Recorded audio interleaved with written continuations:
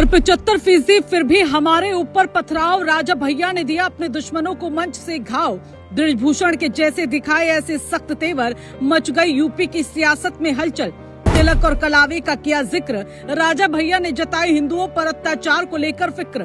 बागेश्वर बाबा भी देखकर हैरान, राजा भैया के ऐलान से समर्थक भी दंग। सनातनियों के मुद्दे को राजा भैया ने उठाया, सोशल मीडिया पर वीडियो ने धाक जमाया। चारों ओर हो रही अब राजा भैया के बयान की चर्चा, उठाया हिंदुओं की रक्षा का जिम्मा। हिंदुओं की खातिर बहुत बड़ा ऐलान, राजा भैया के तेवरों ने किया सबको हैरान। जी हाँ, ये बात सच है क्योंकि इस बार बागेश्वर बाबा के दरबार से ऐसा ऐलान हुआ जिसने सबको हिलाकर रख दिया। राजा भैया के तेवर मंच पर अचानक बदलते नजर आए, जिसकी गूंज सियासत में भी सुनाई देने लगी है। क्योंकि प्रयागराज की पावन धरती पर जब उन्होंने माइक संभाला तो बात सिर्फ कथा या धर्म तक सीमित नहीं रही, बल्कि सीधा एक ऐसा संदेश निकल कर आया जिसने पूरे उत्तर प्रदेश की सियासत को गरमा दिया। अंदाज ऐसा कि लोग कहने लगे ये तेवर तो बिल्कुल ब्रिजभूषण जैसे सख्त नजर आ रहे हैं। क्योंकि जैसे ब्रिजभूषण अपनी बेबाकी से सबको हिलाकर रख देते हैं, कुछ ऐसा ही नजारा इस बार राजा भैया का दिखा है, जिसके बारे में सब कुछ आपको इस वीडियो में बताते हैं। दरअसल राजा भैया ने अपने भाषण की शुरुआत ही एक ऐसे वाक्य से की जिसने हर किसी का ध्यान खींच लिया। उन्होंने कहा कि हम 75% हैं, इसके बावजूद हम पर पथराव होता है।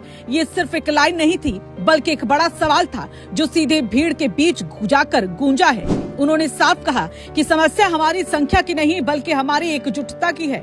जब तक हम बटे रहेंगे तब तक हमारी आवाज कमजोर ही रहेगी।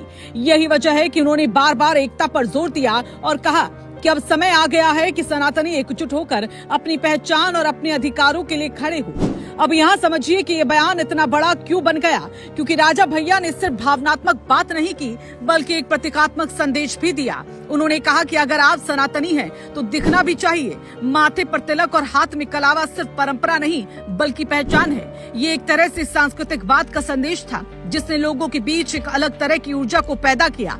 राजा भैया का ये अंदाज इसलिए भी चर्चा में है क्योंकि उन्होंने सीधे तौर पर समाज के भीतर की कमजोरियों की बात की। उन्होंने कहा कि हम जातियों में बटे हुए हैं और यही सबसे बड़ी कमजोरी है। अगर ये खत्म नहीं हुआ तो कोई भी हमें गंभीरता से नहीं लेगा। ये बात भीड़ के बीच गूंजती रही और लोगों ने इसे सिर्फ एक बयान नहीं बल्कि चेतावनी के तौर पर लिया। राजनीतिक जानकारों का मानना है कि इस तरह के बयान आने वाले समय में बड़ा असर डाल सकते हैं, क्योंकि ये सीधे भावनाओं और पहचान से जुड़ा हुआ मुद्दा है। बागेश्वर बाबा के मंच से दिया गया ये संदेश अब सोशल मीडिया पर भी तेजी से फैल रहा है।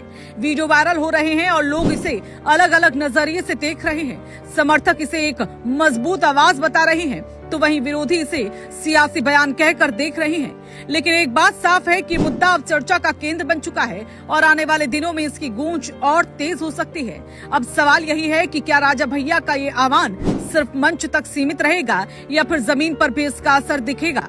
क्योंकि जिस तरह से उन्होंने एकता और पहचान की बात उठाई है, वो सीधे समाज के बड़े हिस्से को जोड़ने की कोशिश है।